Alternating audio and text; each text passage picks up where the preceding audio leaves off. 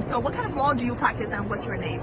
My name's Steve Aronson, and I represent workers who have been exploited or discriminated against or harassed in some way at work. Oh, so do you sometimes represent people who are being sued or suing Paul Hastings' clients? Well, Paul Hastings has a well-known and well-respected department in employment law, and there are times when my cases will cause me to be at the opposite side of a Paul Hastings lawyer.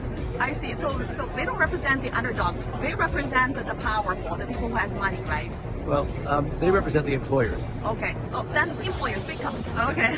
Okay. So are you a Jewish? Yes. Okay. I know there are many Jewish people practicing law. And so what is the most important value for American lawyer? Like when you become a law practitioner in this country, what are the most important things that you have to bear in mind when you are doing your job?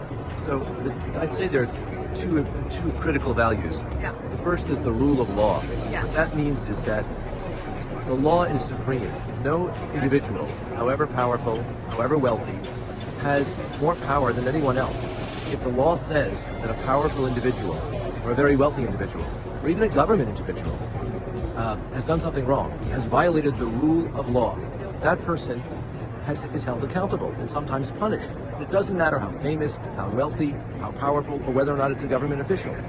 If that person violates the law, then they are responsible and they have to pay the consequences. They have to face the consequences. So that means that there's something beyond just the power of government or the power of a particular political party or the power of an individual. And there's also something beyond just the money, because eventually you are defending the justice. Right. The equal application of the law, no matter how powerful you are. But in communist China, no one holds the CCP accountable for the crimes against humanity. And so this is the reason why the Chinese Americans are deeply troubled by Paul Hastings, by these American lawyers who are able to get big commercial contracts from the CCP and acting on behalf of the CCP to persecute the Chinese dissidents on the U.S. soil.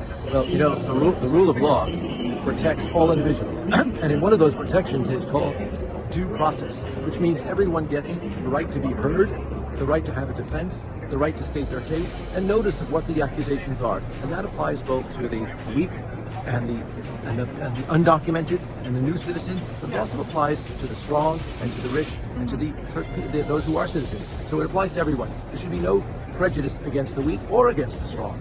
Imagine this is during the World War II, and while Jews are being brutally persecuted under the Nazi regime, Right. Do you think American lawyers should represent the Nazi dictatorship to persecute the Jews, to go after the Jews? Because this is exactly what we found that's happening right before our eyes, that some of America's top law firms are taking big money from the Chinese government to trying to silence the Chinese whistleblowers and trying to go after the Chinese dissidents. So I think the short answer is, of course not. However, I would defend the right of an American law firm to represent a Nazi regime.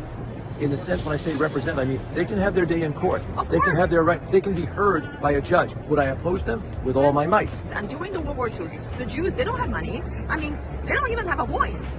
And they cannot even find a lawyer. And many governments turned against them. Many governments turned against them. That's why 6 million were killed. Yeah, and this is why we're trying to prevent another 6 million or 8 million Chinese people from being killed. And this is why we are here. Well, that sounds like it's less of a legal question than a political question. Meaning, if people's lives are in danger.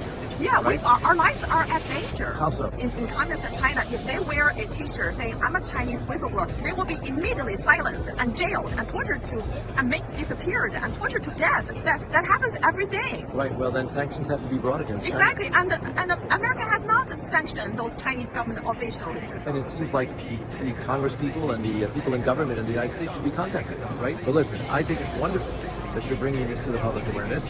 I do think that every lawyer the system is designed to allow everyone, even murderers in this country, get a defense. Yes. Right? Yeah. So the lawyers have the right to do that, but you also have the right to protest and to bring pressure and influence on them to rethink their decision. Absolutely, and this is the reason we are here.